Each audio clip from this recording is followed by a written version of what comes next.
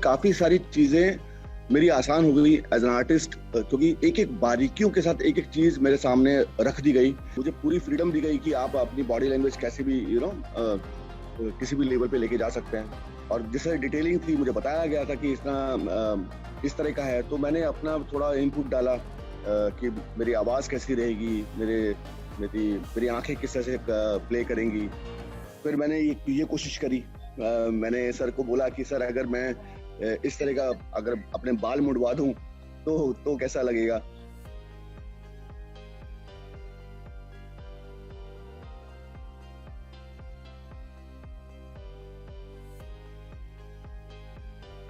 अब as an actor मैंने जब अपने आप को इस तरह देखा, तो बहुत सारी चीजें आसान हो जाती थी मेरे लिए काम करते करते। जो ये आप हेरोड देख रहे हैं, तो इसका भी मैंने वर्चुअल ही ऑडिशन दिया था। मुझे ऑफिस नहीं बुलाया गया, मुझे वर्चुअल ऑडिशन मुझे बताया गया, फोन पे ही बात हुई कि भाई इस तरह कैरेक्टर, इस तरह किरदार है, आपने करना है। मैंने ऑडिशन दिया और वाले की दुआ से हुआ।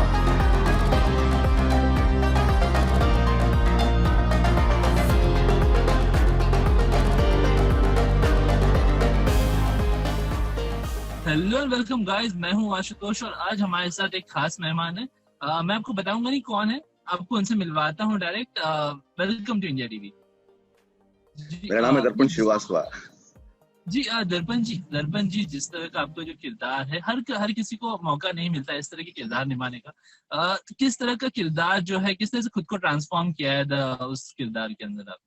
देखिए, इसमें सबसे बड़ा योगदान रहा अरविंद बब्बल जी का, पूरी क्रिएटिव टीम का, क्योंकि काफी सारी चीजें मेरी आसान हो गई एज एन आर्टिस्ट, क्योंकि एक एक बारीकियों के साथ एक एक चीज मेरे सामने रख दी गई कि इस तरह का जैसे आप देख रहे हैं पहनावा, तो और अब इस तरह के पहनावे में आपने देखा होगा कि अगर मैं कोई इंसान धोती कुर्ता पहन के बैठा तो उसका जेस्चर भी वैसे हो जाते हैं।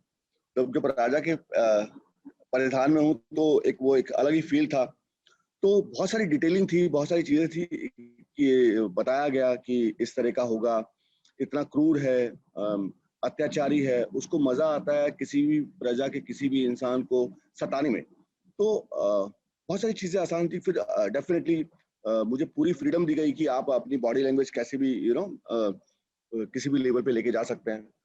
तो मजा आ रहा है। और सारा सारा मैं श्रेय दूंगा जब जो क्रिएटिव टीम है उसको।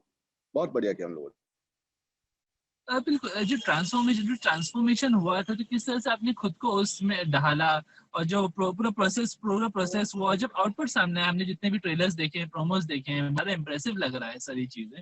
तो जो अ, रिएक्शन से किस तरह के रिएक्शंस आ रहे हैं?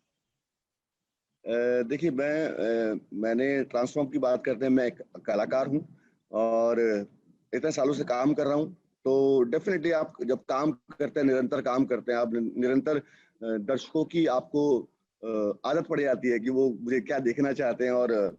और जैसे डिटेलिंग थी, मुझे बताया गया था कि इस तरह का है, तो मैंने अपना थोड़ा इनपुट डाला कि मेरी आवाज़ कैसी रहेगी, मेरी मेरी आँखें किस तरह से प्ले करेंगी। फिर मैंने ये कोशिश करी। मैंने सर को बोला कि सर, अगर मैं इस तरह का अगर अपने बाल मुड़वा दूं तो कैसा लगेगा। सर ने कहा हाँ, हो सकता है। आप फिर इसके लिए भी काफी सारी डिटेलिंग पे काम किया गया कि भाई किस तरह की दाढ़ी होगी, क्या होगा। तो जब एज एन एक्टर मैंने जब अपने आप को इस तरह देखा, तो बहुत सारी चीजें आसान हो जाती थी मेरे लिए काम करते करते।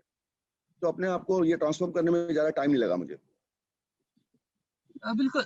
जो दर्पण से आपका जो ट्रांसफॉर्मेशन हुआ, तो जो आपका लुक था, ऑब्वियसली जब इस तरह का किरदार है, लुक भी काफी डिफरेंट होता है, थोड़ा सा मतलब उसके ऊपर भी काफी काम होता है। अगर थोड़ा सा बता सके कि किस तरह की जो आपका लुक है, थोड़ा सा डिस्क्राइब कर सके कि जो लुक होने वाला है उसे सिंपल सिंपल भी होना है, एक ऑरा भी क्रिएट होना चाहिए उससे। देखिए, काफी सारी, अगर आप ये बात को महसूस करें कि काफी सारी चीजें जब आप किसी कैरेक्टर को प्ले करते हैं, तो उसमें काफी सारा योगदान होता है उसके पहनावे में, उसका उसके लुक पर। तो ये काफी काम किया गया। और उसके बाद जब मैंने शुरू किया, तो काफी सारी चीजें, वही क्रिएटिव टीम काफी सारा सपोर्ट किया कि हमें इस लेवल तक लेके जाना है, हमें इस लेवल तक रखना है। और बहुत ही रियलिस्टिक शूट करने को कहा गया। आप जब देखेंगे 22 दिसंबर 8 बजे NTV पर यीशु, सोमवार से शुक्रवार। तो आपको समझ में आएगा कि बहुत रियलिस्टिक शूट करने के लिए कहा गया, तो मजा आया। और जब आप रियल शूट करते हैं, रियल मतलब वास्तविक किरदारों के हिसाब से उस जमाने के किरदार को प्ले करने की कोशिश करते हैं, तो बहुत आसान हो जाता है। मेरे लिए तो आसान हो गया। बिल्कुल, ये तो हुई ऑन स्क्रीन शो की बात, बट बीता कुछ समय हर किसी के लिए इतना अच्छा नहीं रहा जो डाउन का था। तो हर किसी ने एक कुछ अलग करने की कोशिश की, क्रिएटिव चीजें ट्राई की, अलग अलग तरीके से अपना टाइम स्पेंड किया। तो आपने किस तरह से अपना टाइम स्पेंड किया, जो लॉकडाउन था उसे कैसे स्पेंड किया, उस बारे में थोड़ा सा बता अ, सके। मैं बहुत मैं कहूँ कि ये जो महामारी आई और जिस तरह से हालात देखे हम सबने, तो एक तरह से बहुत ही डरावना माहौल था हर तरफ। हम भी घर पे ही थे, और लेकिन मेरे साथ ये रहा कि मैं व्यस्त रहा। मैं बच्चों से जो बच्चे एज एन एक्टर अपने आप को देखते हैं भविष्य में, अपने आप को वो जुड़े रहे मुझसे इंस्टाग्राम पे, यूट्यूब पे। मेरा अपना खुद का चैनल है, फिल्मोनिया। तो मैं जुड़ा रहा, उनसे बातें होती रही, उनके साथ वर्कशॉप करता रहा, चीजें तो आसान रहा। फिर जैसे जैसे चीजें थोड़ी शूटिंग का माहौल बनने लगा, जिससे शूटिंग शुरू होने लगी, तो ऊपर वाले की दुआ से काम आया। फिर ये भी जो ये आप हेरॉड देख रहे हैं, तो इसका भी मैंने वर्चुअल ही ऑडिशन दिया था। मुझे ऑफिस नहीं बुलाया गया, मुझे वर्चुअल ऑडिशन मुझे बताया गया। फोन फोन पे ही बात हुई कि भाई इस तरह का कैरेक्टर, इस तरह का किरदार है, आपको करना है। तो मैंने ऑडिशन भेजा और ऊपर वाले की दुआ से वो हुआ। अब आपके सामने आ रहा है 22 दिसंबर को। बिल्कुल। तो lastly to all your fans, well wishers, viewers, सभी से क्या कहना चाहेंगे। मैं ये कहना चाहूंगा कि सब अब इंतजार खत्म होने वाला है। आपने प्रोमो को बहुत प्यार किया। अब यीशु आपके सामने आने वाले हैं 22 दिसंबर 8 बजे, सोमवार से शुक्रवार, NTV पर। बने रहिएगा। तो प्यार दीजिए। बड़ी प्यारी कहानी है, एक बच्चे की कहानी है जो परोपकारी बच्चा है, जो अपनी और उसकी माता की कहानी है। कैसे एक माँ अपने बच्चे के लिए मार्गदर्शक बनी, कैसे उसने अपने बच्चे को चीजों से निकालते हुए आगे बढ़ाया। तो जुड़े रहिए और बस मोहब्बत दीजिए, प्यार दीजिए, और यीशु को प्यार कीजिए, NTV को प्यार कीजिए। बस इतना ही कहना चाहूंगा फिलहाल। और हाँ, दूसरी बात, अभी कोरोना गया नहीं है, कोरोना इधर ही है। कोरोना महामारी गई नहीं है, कोरोना बैठा हुआ है सांप बनकर। तो भाई उससे बचिए, प्रिकॉशन लीजिए, सावधानी बरतिए।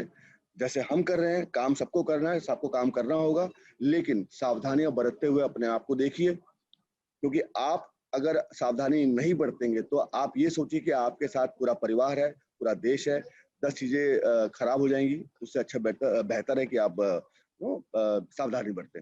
यही कहना चाहूंगा। बिल्कुल, हम उम्मीद करते हैं जल्द ही ये जो पैंडेमिक है खत्म हो और एक बार फिर हम आमने सामने जैसे नॉर्मल सभी से इंटरव्यूज होते हैं, बातचीत होती है, सेट्स पे विजिट होते हैं, उसी तरह से फिर से एक बार सारी चीजें नॉर्मल हो जाए। All the best and thank you so much.